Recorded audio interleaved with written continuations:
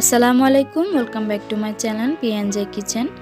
আশা করি সকলে আল্লাহর রহমতে ভালো আছেন। আলহামদুলিল্লাহ আমরাও ভালো আছি। আজকে আমি আপনাদের সাথে একটা চিকেন রেসিপি শেয়ার করব। অনেকেই আছেন যারা প্রতিদিন একই ধরনের মুরগির মাংস খেতে বা রান্না করতে পছন্দ করেন না, বিশেষ করে তাদের জন্য আমার আজকের রেসিপিটি শেয়ার করা। আর আমার আজকের স্পেশাল চিকেন রেসিপিটার নাম হলো হায়দ্রাবাদি চিকেন রেজালা। খুব অল্প উপকরণ দিয়ে, বাসায় থাকা মশলা দিয়ে আপনারা বাসায় তৈরি করে নিতে পারবেন হায়দ্রাবাদি চিকেন রেজালা রেসিপিটি। তো আশা করছি আমার ভিডিওটি শেষ পর্যন্ত দেখবেন। আশা করি আপনাদের সকলের ভালো লাগবে। আর যদি ভালো লাগে তাহলে একবার বাসায় ট্রাই করে আমাকে কমেন্টে মতামত জানাতে ভুলবেন না। তাহলে চলুন প্রস্তুত প্রণালীতে চলে যাই। তো এখানে প্রথমে আমি একটা বড় সাইজের মুরগি নিয়ে নিয়েছি, আর এখানে আমি বড় বড় পিস করে মুরগিটাকে কেটে নিয়েছি। আর এখানে নিয়ে নিয়েছি একটা বড় সাইজের পেঁয়াজ কুচি, দুইটা বড় সাইজের টমেটো কুচি ছোট করে, আর 5 থেকে 6টি কাঁচামরিচ নিয়ে নিয়েছি, আর ধনিয়া পাতা নিয়ে নিয়েছি পরিমাণ মতো। আর এখানে একটা বাটিতে নিয়ে নিয়েছি আদা এবং রসুন পেস্ট, এখান থেকে আমি পরিমাণ মতো দিব। আর একটা প্লেটে নিয়ে নিয়েছি 5 থেকে 6টি এলাচ, 1 চামচ পরিমাণ জিরা, 3 থেকে 4টি তেজপাতা, লবঙ্গ নিয়ে নিয়েছি 4 থেকে 5টি, আর নিয়ে নিয়েছি দারুচিনি। আর এখানে নিয়ে নিয়েছি পেস্ট করা পেঁয়াজ।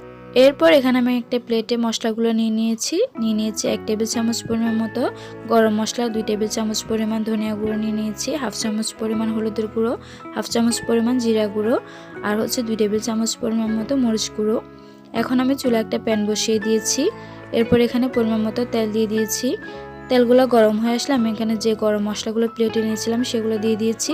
এরপর দিয়ে দিয়েছি একটা বড় সাইজের পেঁয়াজ কুচি রাখাগুলো, দিয়ে একটু ভালো করে পেঁয়াজ কুচিগুলোকে নরম করে নিব।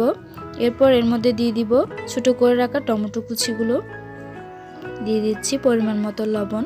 লবণটা আপনারা আপনাদের স্বাদ অনুযায়ী দিয়ে দিবেন, কম বেশি যারা যেরকম খেতে পছন্দ করেন। লবণগুলো দেওয়ার পর আমি এখানে দিয়ে দিচ্ছি 1/2 চামচ পরিমাণ রসুন বাটা, 1/2 চামচ পরিমাণ আদা বাটা।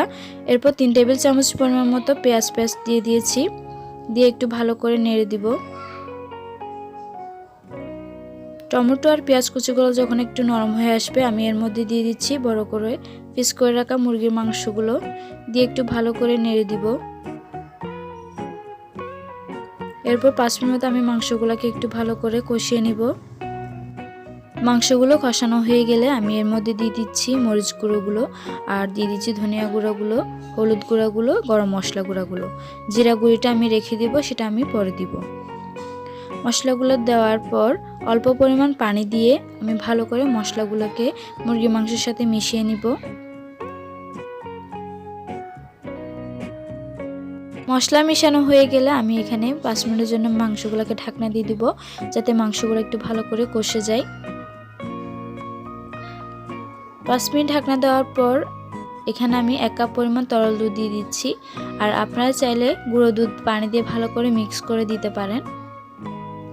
তরল দুধগুলো দেওয়ার পর একটু ভালো করে নেড়ে দিব। এরপর দিয়ে দিব জিরা গুঁড়ি, যেটা আমি আপনাদেরকে প্রথমে বলেছিলাম পরে দিব, সেটা দিয়ে একটু ভালো করে নেড়ে দিব। এরপর আমি পরিমাণ মতো পানি দিয়ে দিচ্ছি। পানি দিয়ে আমি এখানে 4 থেকে 5টি কাঁচামরিচ ফালি দিয়ে দিচ্ছি, দিয়ে 10 মিনিটের জন্য ঢাকনা দিয়ে দিচ্ছি, যাতে মাংসগুলো ভালো করে কষে এবং ভালো করে সিদ্ধ হয়ে যায়। 10 মিনিট পর ভালো করে কষানো এবং সিদ্ধ হয়ে গেলে আমাদের রান্নাটা পুরোপুরি হয়ে যাবে। তো এখন আমাদের রান্নাটা তৈরি হয়ে গেছে। এরপর আমি ধনিয়া পাতা কুচি দিয়ে গরম গরম পরিবেশন করব।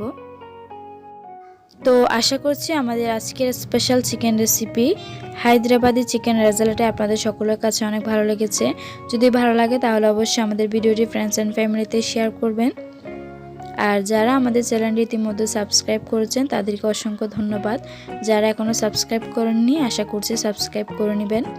সাবস্ক্রাইব করার পর পাশে থাকা বেল আইকনে ক্লিক করে দিবেন, যাতে আমরা যে কোনো ভিডিও আপলোড দিলে খুব সহজে আপনাদের কাছে নোটিফিকেশনগুলি পৌঁছে যায়। তো আজকে এ পর্যন্ত, সবাই ভালো থাকবেন, সুস্থ থাকবেন। আল্লাহ হাফেজ।